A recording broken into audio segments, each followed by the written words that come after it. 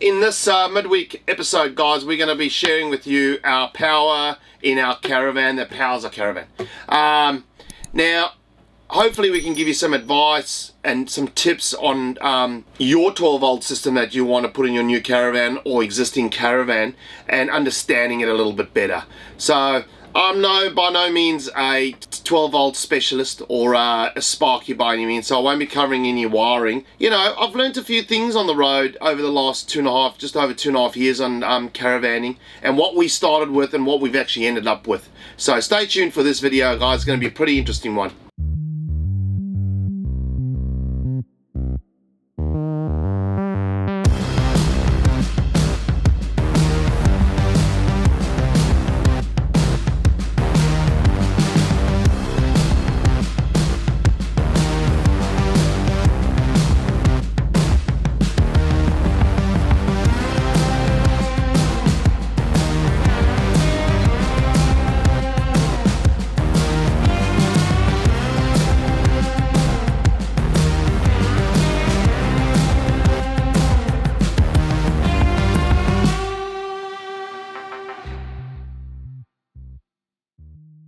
Guys, how much power do you need in your caravan when traveling Australia or going on weekends or going for 5 months or 2 months or school holidays? Well, that's entirely up to you, because if you're interested in building the right power system for your caravan, there's a few things that I can tell you. I don't know everything. Is you need to figure out what you actually want to use in the caravan in terms of appliances. Do you want coffee machines, air fryers, induction cooktops, all of these type of things, charging laptops? Are you going to be doing like some editing? You're going to be working on the road. These are all the things you need to take down. So you need to almost like get yourself like a piece of paper or board, and you need to start jotting it all down. And then every appliance what we did is there's a wattage on all of the appliances, and we calculated it all up. You're not going to ever be running all the appliances at once, because you'd need a very big power system to do that. But, you know, being realistic, like, you can't run an aircon and run a microwave and an air fryer at the same time. You know, your inverter can only be so big, and that will give you the ability to work all these appliances. Quick one, not going to dive too much into it. You got AGM batteries and you got lithium batteries. Now there's a few differences. I'm sure most of you will know the differences by now, but you know, AGM you can only discharge about 50% of the capacity of the battery, and the lithium you can just charge about 80% of the battery. Also, AGM has a low discharge current, I think that's the way to put it, and lithium has a high discharge current. So lithium is able to run like your air cons and your air fryers, etc. like that. That's got high discharge when you start them up, where AGM is going to struggle a little bit there. You've got weights. AGM's almost double the weight of a lithium battery. So you can weigh that up as well. So everyone's talking about weights. You can save on weight there. And I think lithium also charges better. But one hot tip that I've been told about recently is with lithium batteries, I'm not sure about AGM batteries, is that lithiums like to be charged up full every so often. So yes, we talk about going off grid for weeks on end, but realistically, in the big scheme of things, if you want to get a longevity out of your batteries, it's good to pull up 2 weeks in or 3 weeks in and give the batteries a good 24-hour charge. Maybe even longer, depends on how low those batteries are. They just like to be discharge, charge, discharge, charge, like that. So I didn't know that, but that works out all right for us, because after about 2 to 3 weeks, you're looking for a caravan park to park up for a day or two, catch up on washing, get some water, just clean the van, etc. like that, go for a haircut, do all of those type of things, get food from the local town. So that works for us anyway. We'll see what happens when we go to WA, but I'll take that on board. Building your power system, so now that you've got all your appliances that you would like to try and run or take with you on your trip, that's when you start building your power system up. Now, we'll touch on a bit of how much battery power do I need and how much solar do I need. That's what we get asked a lot. The battery power, I'm trying to explain this like I can, the best I can. You can have 600 amps of lithium, 800 amps of lithium, 1000 amps of lithium. I'm sure we can go more than that. But the problem is that's usable power. And then tomorrow morning, so overnight, evening, so sun's gone down, we need to replace that energy that we've used out of that battery pack. And that's where I think is quite important. So another thing is the size of the Caravan. I would advise, this is my only opinion, is that try and use the most real estate you can on the roof of your Caravan for some decent solar, because why not? It's not being used up there, but then try and get it all in. So on our little 18.6 Caravan, we've got 800 watts of solar on the roof with an option of a plug at the back corner here that I can plug a external panel in, which I have. I've got a 200 amp blanket. I plug that in and we've got 1000 watts of solar. And on a good day at the moment, the highest I think we've got is about 780 watts coming into the Caravan. So that's not too bad for us for what we're using. So on our Caravan, we've got 600 amps of lithium. I'll show you guys in a minute that.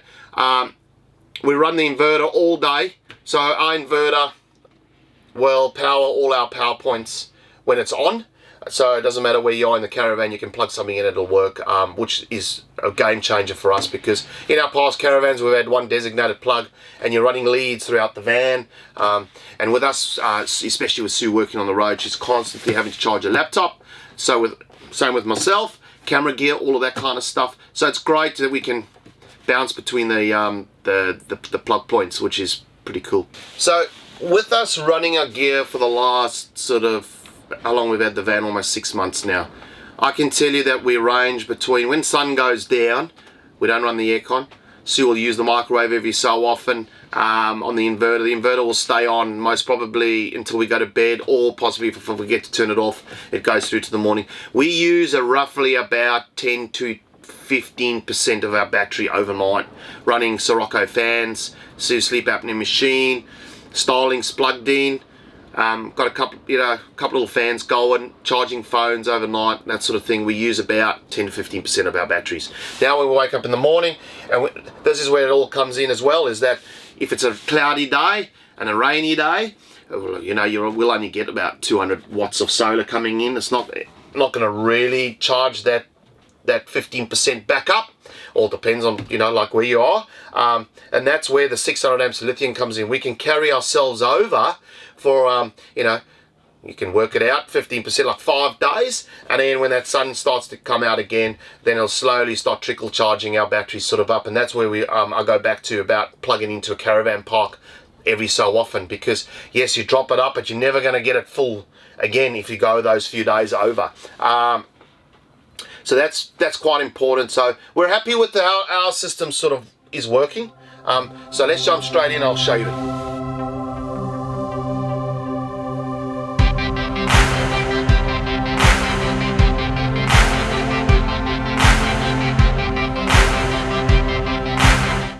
So guys, we'll start off with a little screen that tells us what's going on in our system. Now next to it over here, you've got a 4-switch thing, so you can see it's not quite the size of an iPad. It's a Victron energy screen, and that is our face of our screen there. So today we're getting 590 watts of solar in. AC loads is currently jumping up and down because of Starlink, and that's going to using about 68 watts. And the DC, which is 12 volt, is currently using about 70 there, depending on what's going on. So over to this is our battery. So it's 91%, it says it's charging. We're currently using about 300 watts. Hang on, charging 300 watts coming in. There's our 13.5 volts. That's generally what you should be looking at, not the percentage. That's giving me a live battery feed there. And we're in the positive here. Normally that's got a minus behind it if there's no sort of power coming in. We're getting about 34 amps coming into our batteries. So the time now is about 11 o'clock. If that sun stays out, that should get quite high up, and I'm pretty happy about that. AC mode, that's telling me that the inverter is on. Next to that, we've got freshwater 1, freshwater 2, and grey water tank. Also, if I flick it over to the right, there you go, it gives me a little bit more detail what's going on. And here's another system over here that's telling me what is going on. So there's my sun coming in, DC, there's the battery, AC load 60, and then the inverter, what it's doing over there. It's pretty cool. Now this is also a Bluetooth, so I'll get my phone out before we jump into the system. So I'll just try and get this focus for you. But I've got everything that's on in my Caravan running on my phone as well. So if I'm outside or do my thing, I can always check. If Sue says, hey, something's going wrong, what's happening, I can jump on here and I can see what's going on. I've got the shunt going. I've got the smart solar. I've got the Servo GTX, which is telling me what's going on in the system, which is awesome. And this is actually pretty accurate, guys, I must say. Been using it now for 5-6 months. And I'm pretty happy about this. And the screen, I mean, that's a pretty awesome little way to, and here's the door. So it just sits behind the door. And over time, I think that's set to about, I think 3 minutes or 4 minutes. That screen will actually switch off. So that's pretty cool. Right, guys, so our power system in this van runs the entire, or uses pretty much 80% of our under seating here. I do have a few little bits and pieces sort of from about here on that goes underneath here. Nothing that's going to destroy this. Yeah, it looks pretty neat. To be honest with you, I don't know what's going on, but we got fuses. We got the main fuse over there. We got a couple of fuses. Don't worry about that at all. Red light. That's the diesel heater. It's broken, so I've just pulled the fuse out, to be fair. But starting off, we got the Servo GX over here, that's the screen that I've just showed you. That's giving us the live data to the screen, what's going on over here. And that's all fed through a massive 500 amp shunt, which is packed away, because you don't really need to get to that all the time. And that's all, everything is running through that shunt, and that shunt is feeding that information, which is feeding the screen, and that's the Bluetooth as well on my phone, so I can see what's going on, what's coming in, what's going out. Next to that, we've got the big 60 amp mppt Victron solar charger. Now, what I like about Victron is it's got its own separate mppt solar charger, so there's no DC-DCs. Here are the DC-DCs. We run two 30 amp DC-DCs, and what that does is it gives us the, while we drive, and especially while we're driving, we're getting the solar coming in on a separate charger, and then I'm plugged into my car alternator, and that's running the DC-DCs. So I'm getting the solar in, plus I'm getting the charge in from the car, and that's a game changer, because quote me if I'm wrong, but most of the your chargers as such, your DC-DC chargers have a solar input. I do believe that they will choose solar over DC-DC power, so you can't get both charge coming into a van or a canopy or whatever trailer you got. It works the same. So by splitting it like that, we're using the most we can out of all the charging availability we've got to come into the batteries, which is, I think, it's pretty good. Next to that, I don't know if you can see, we've got the 3000 Victron Combi. Guys, this is a full Victron power system as such, except for the batteries. The batteries, I'm not quite sure. I'll show you in a sec. But we've got a 3000 Victron Combi over here. That is the AC charger as well, sort of integrated the whole system. So when we plug into 240, that then charges the batteries at 120 amps an hour, which is quite good, because that's a big charge. Now, these batteries can handle that big charge as well. And that also then allows us to have power to all the 240 volts, 240 plug points in the Caravan. And then what else have we got? We've also got this little thing down here. I don't know if you can see the little aerial. It takes a SIM card, so I put a little bit of money on that, and we'll show you. I'll talk about that in a minute, what that enables us to do as well. And then just on this chair here, just the whole bench over here, we got the 3 200 amp batteries. Now, to be honest with you, I don't know the brand of that battery.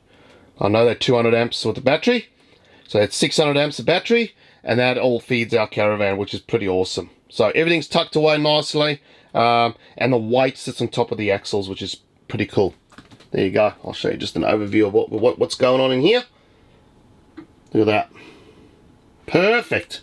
So guys, you can see that yeah, we feel it's a good power system for our Caravan. And when we built the Caravan vacation, it did say to us, like, what power system do you want? Like, you know, obviously we had to afford it, and I said, myself and Sue both agree that we want a decent power system, because our first Caravan was okay, second one only had AGM batteries. It still was alright, but we couldn't run the big stuff. But now with this, it's just like we feel like the weight's been taken off our shoulders.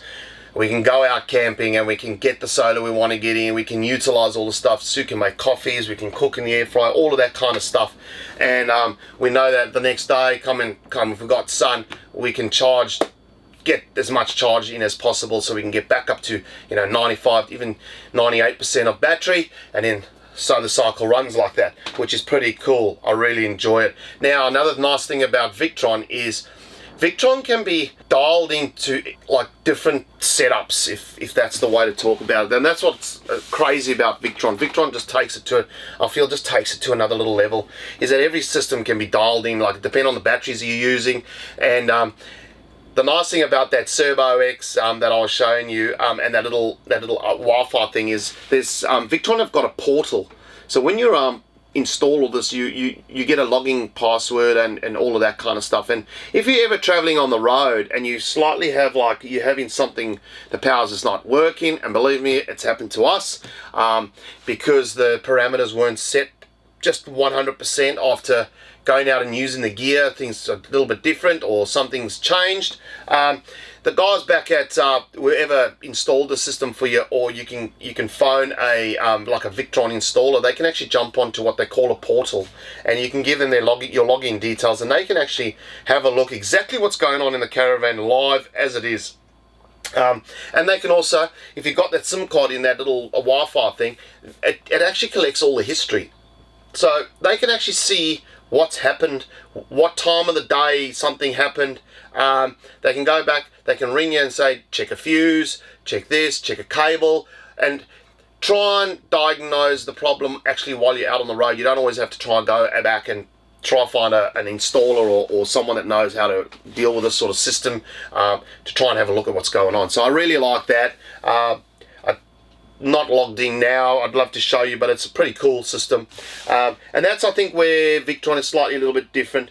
Now, Vacation asked us what power system we want, and I just said to Sue, I said, oh, look at this Victron, I've only heard good things about Victron. So we went with it, and I'll tell you what, we can't fault it by any means. It does what we wanted to do, and the way we built the system prior to getting it installed, knowing exactly what power we wanted, we told Vacation. Vacation told their engineer, and he engineered all of this for us, and he said, this is what we think you should need. So let's work it out quickly. If you pay for a power system like what we did, I'll work it out quickly how much it is a night. We'll use a year period. Most people want to travel for a year. Many people will go longer than that. Some people go shorter. I'm just going to use a year. So the price of what I paid for the system divided by 365, it works out to be about $50 a night, or $50 for a 24-hour period. If you break down the costs, if you wanted to know if it's, why must I spend that type of money when, I can stay in a caravan park all year round? Myself and Sue said exactly the same. But the problem is, like we've mentioned before, caravan parks have got a little bit more expensive. You can't get in. It's always busy. You're parked on top of each other. So we take this, and that's sort of, you can work it out. And $50 a night is to repay this in a year. So you can work that out as well. But guys, I hope we've managed to cover everything in regards to power in a caravan, or at least our opinion, and trying to help you figure out what power system you need to get in your caravan. So take that hint about building it up on a piece of paper to figure out what you're going to sort of use, and you can calculate that over time. I think that covers everything about our power system, guys. If you got any more questions about it, please drop in the comments below. We're happy to get the answer for you, and also we enjoy reading your guys' comments. And I don't know if you've noticed, but we love to engage, and we try and respond to every single comment. Also, if you haven't subscribed yet, please hit the subscribe button to follow us along these midweek special videos. I'm not sure what we got next week. We've got a list of what people have asked us about, and we're just trying to break it down and see if we can cover all these different type of episodes for you during the week. But this Sunday we've got an exciting video for people heading to South Australia. We've put together we'll be busy putting together a little top camps for South Australia, for those people heading down there this summer. I hope we have a summer this year, because I tell you what, it's been absolutely blowing here where we are currently at the moment. So well, anyway guys, you guys have a fantastic week further, and we'll see you on Sunday. From myself soon, Bob, you guys take care.